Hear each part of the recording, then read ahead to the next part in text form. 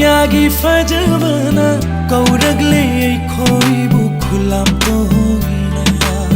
तामना उरिबा चिंयागी फजबना कौरगले खोइबु खुलाम तोहिना हंगबवा तमनिंगba iba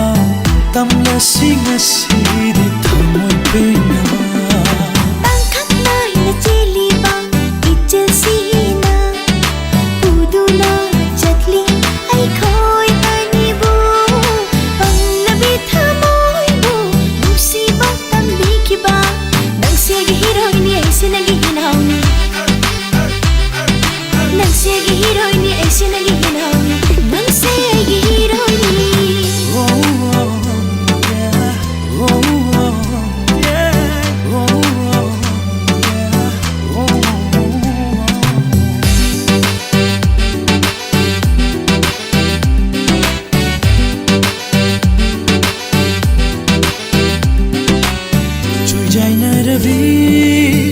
amuba samlangi marunda lotuna leirambi chuijaina rabi amuba samlangi marunda lotuna leirambi nungsibi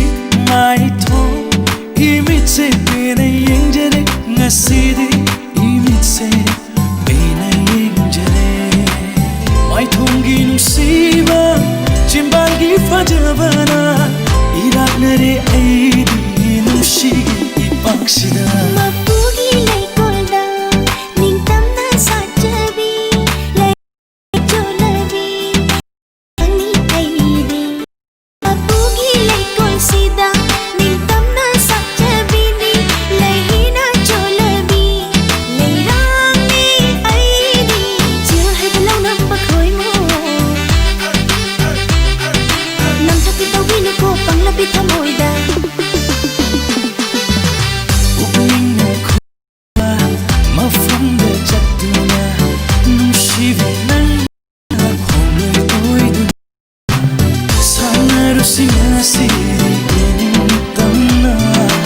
Sanaru singasi